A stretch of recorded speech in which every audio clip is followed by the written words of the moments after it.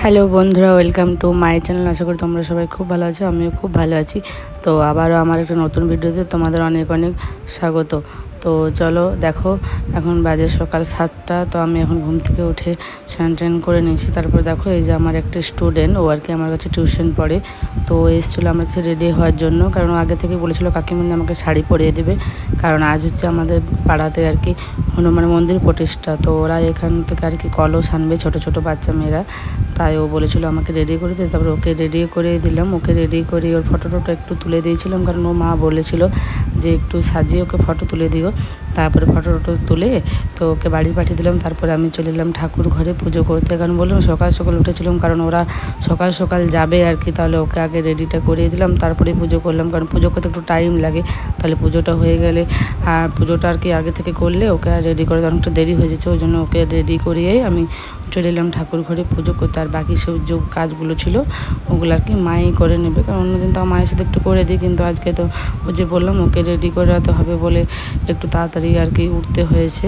তো okay ready করে দিলাম, ওই জন্য একটু পুজো করতে দেরি হলো। অন্যদিন ঘুম থেকে উঠে স্নান করে আগে পুজোটা করে নিই, তারপরে আর কি জলখাবার বানাই। তা ভাবলাম যে যখন ওকে রেডি করানো হয়ে গেলো, তাহলে ওপরে গিয়ে পুজোটা করেই নিই। পুজোটা করা হয়ে গেলে তাহলে এবারে আর কি খেতেও পাবো মায়ের কাজ হয়ে গেলে, কারণ আমার সকাল সকাল 8টা সাড়ে 8টার মধ্যে খুব জোর খিদে পেয়ে যায়।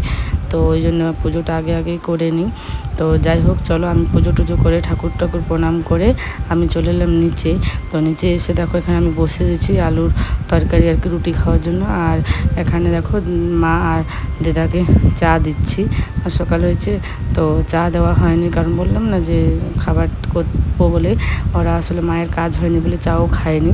তো দেখো এখন দিদাকে মাকে চা দিয়ে দিলাম। তারপরে দেখো আমি এখানে খানিকক্ষণ একটু বসার পরে চলে এলাম, এখানে ভাতটা বসিয়ে দিলাম, কারণ তাড়াতাড়ি করে নিচ্ছি। কারণ যে ওখানে মন্দিরে আজকে বললাম না যে হনুমান মন্দির প্রতিষ্ঠা, যে ওখানে যাব একটু দেখতে, যখন মেয়েরা কলসগুলো আনবে আর কি।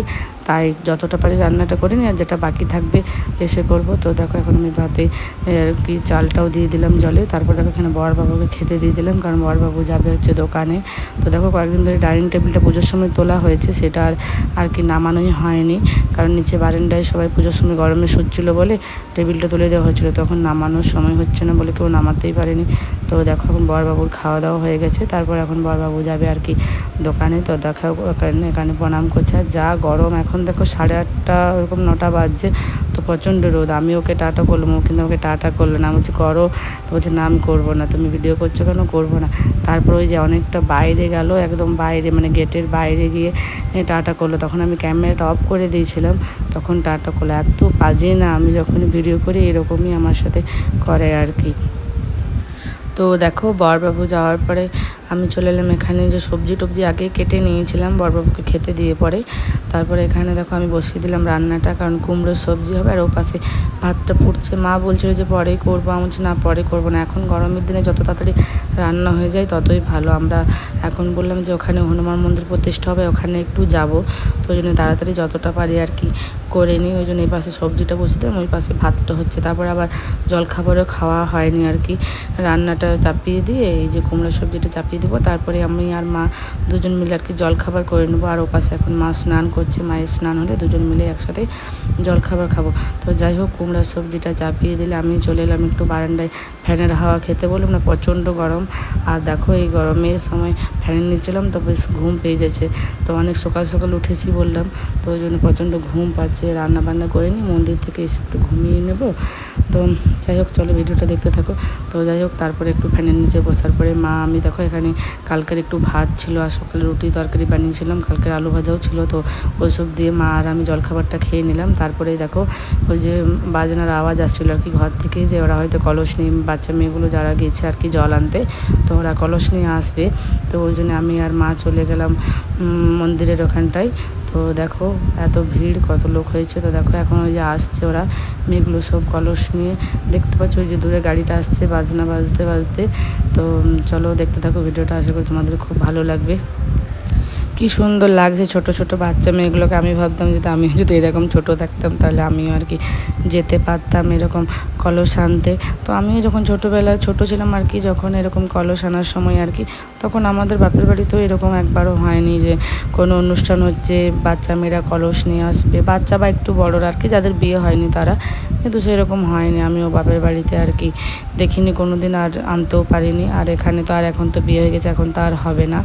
আর এরকমই অনেকেই গিয়েছিল ওদের আর কি বাচ্চার মাগুলো, বা আরও অনেকেই গিয়েছিলো আমাদের পাড়া থেকে, আমাদেরকেও বলছিল যেতে, কিন্তু গরমের জন্য আর গেলাম না, রান্নাবান্নাও ছিল সেই জন্য আর যাওয়া হলো না। তো এখানটাই দাঁড়িয়ে দাঁড়িয়ে বললাম যে আসুক, তারপরে আমরা এখানে আসবে যখন, তো তখন দেখবার প্রচণ্ড রোদ। সেদিন কিন্তু প্রচণ্ড রোদ, গরমে অত ছোটো ছোটো বাচ্চা মেয়েগুলো অনেকটাই দূর, প্রায় 1 কিলোমিটারের মতো গিয়েছিলো ওই পুকুরটাতে জল আনতে, কারণ ওই পুকুরটাই প্রতিষ্ঠা করা। আমাদের গ্রামের পুকুরগুলো জলগুলো এত ঠিক ভালো নয়। তো যাই হোক মেয়েগুলো সব নিয়ে এলো, তারপরে ওই কলসের জল সব মন্দিরে দেওয়া হলো। তারপরে দেখো এখানটাতে ওই বাচ্চা বাচ্চা মেয়েগুলো, তো ওরা তো সব উপোস করেছিল, তো ওদেরকে এখন এখানে শরবত খাওয়ানো হচ্ছে আর কি। সকাল থেকে যা গরম দিয়েছে, উপোস করে থাকতে পেরেছে এটাই অনেক। তারপরে এতটা রাস্তা আবার হেঁটে হেঁটে গিয়েছে, আবার হেঁটে হেঁটে এসছে। তো যাই হোক, তো আমরা এখন মন্দির থেকে চলে এলাম, কারণ এখন পুজো শুরু হবে, কারণ পুজো হতে হতে অনেকটা দেরি, তখন পরে আরেকবার যাব। আর মা একটু পরে যাবে আর কি পুজো দিতে, ওখানে যে আর কি হনুমানের জন্য লাড্ডু ভোগ টোগ আনা হয়েছে আর কি দেওয়ার জন্য, তো সেগুলোই মা আবার যাবে দিতে, আনা হয়নি। তো আমি আগে গেছিলাম বড় মার সাথে, আর মাও গিয়েছিল একটু পরে, তো মা নিয়ে যায়নি। তো যাই হোক আবার যজ্ঞ হবে তখন মা যাবে। তো তারপরে আমরা চলে এলাম বাড়ি, আর তারপরে বাকি কিছুটা রান্না বাকি ছিল, অর্ধেক রান্না হয়েছিল আর বাকিটা এসে করলাম। তারপরে রান্না করার পর আমি এখন দেখো গ্যাস ট্যাসগুলো ভালো করে মুছে নিচ্ছি। প্রতিদিন একটু ভালো করে মুছে দিলে না অনেকটা নোংরা হয় না, গ্যাসটা আমি রোজই ভালো করে পরিষ্কার করে মুছে দিই। আর যা তেল ওঠে, তেল চারিধারে এবার ছিটিয়ে যায় এই যে উপরে দেওয়ালগুলো, ভালো করে প্রতিদিন মুছে দিলে আর আর কি এত চিট থাকে না। তো যাই হোক আমি মুছে টুছে নিয়ে একটু রেস্ট করছিলাম, তা করতে করতে যে দেখো এই দিদির আর কি নাতনিকে নিয়ে এলো এখানে। আর ওই যে দেখেছো এই নাতনির অন্নপ্রাশনের ভিডিও, তোমরা যারা আমার ভিডিও দেখো তারা বুঝতে পারছো যে এই নাতনিটা আর কি ওর কয়েক মাস আগে 2-1 মাস আগে আর কি অন্নপ্রাশন গেল। তো দেখো এখন এসছে, বসতেও শিখে গেছে চেয়ারে বসে। তো যাই হোক তারপরে দুপুরের খাবার দাবার খেয়ে নিয়েছিলাম, বরবাবু এসেছিলো দোকান থেকে, খাবার দাবার খাওয়ার পর একটু রেস্ট করেছিলাম।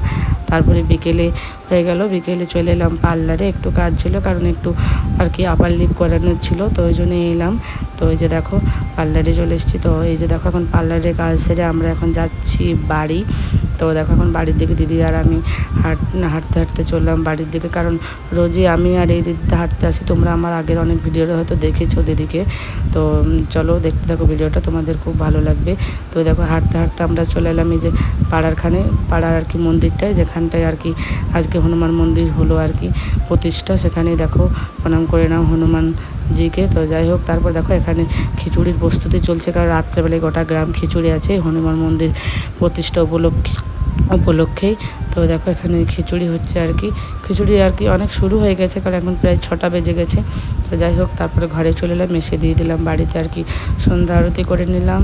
তো তারপরে চলো দেখো ভিডিওটা দেখতে থাকো, আশা করি তোমাদের খুব ভালো লাগবে।